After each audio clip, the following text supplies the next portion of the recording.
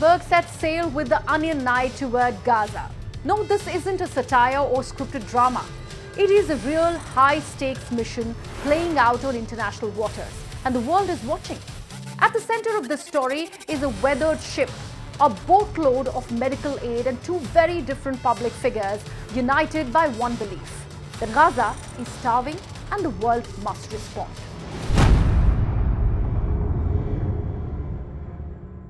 Greta Thunberg, climate icon, Gen Z conscience, and now maritime activist. She's long moved beyond school strike for climate.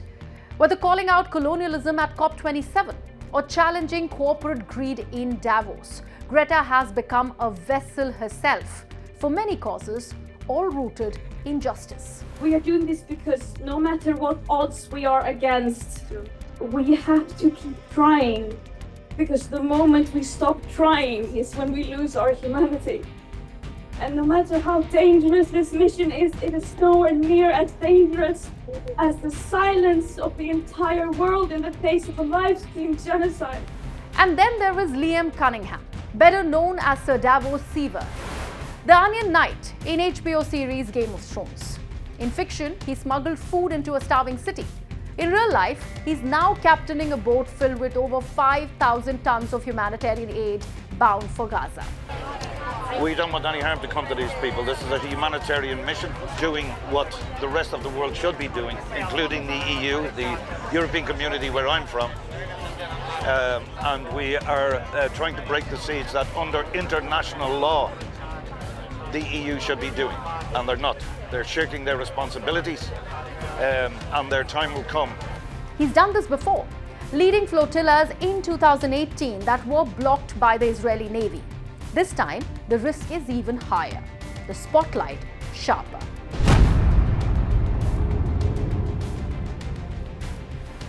There is a deep-fraught history here. In 2010, a Gaza-bound flotilla was raided by Israeli commandos in international waters. The Mavi Marmara, a Turkish ship, was stormed, 10 activists killed, and the diplomatic fallout was seismic. That raid became a cautionary tale. Every attempt since has been scrutinized, delayed, or intercepted. The naval blockade around Gaza, declared legal by some and criminal by others, has held firm for over 17 years. Today, the seas may be calmer, but the politics are not. Because famine isn't looming in Gaza, it's already here. The United Nations has said northern Gaza faces imminent famine-like conditions. Entire families are surviving on leaves and animal feed. Over 34,000 Palestinians have been killed, according to Gaza's health ministry. Aid agencies say the Israeli siege has weaponized hunger.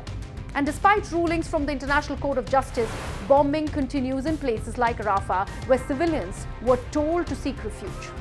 The Freedom Flotilla's stated aim is simple: break the blockade and deliver life-saving supplies. But what it's really trying to deliver is pressure, international, moral, and visual. Not everyone is clapping from the shore. Critics argue that Greta has strayed from her original climate mission, that her posts about Gaza have lacked nuance or failed to acknowledge Hamas's role in the conflict. Others accuse her of selective outrage, staying silent on other global crises. But Greta's activism has never been limited to carbon emissions. Her lens is broader now: colonial histories, human rights, racial injustice, indigenous voices. And she's not the only one. This flotilla includes UN special rapporteurs, former MPs, artists, doctors, and civil society leaders. Still, the criticism deserves space. Is this mission more optics than outcome? Will it really deliver aid or just headlines? In truth, the flotilla may never reach Gaza. Israel has already signaled it will block the vessels. Ports have delayed them. The risk of another deadly confrontation looms. But not all missions succeed by landing. Some succeed by sailing, much like the 1939 voyage of the Dam or the Salt March of 1930. What matters is not always the destination, but the conscience it stirs. Aid is political, blockades are political, starvation is political, and sometimes so must be the ships that try to sail through them.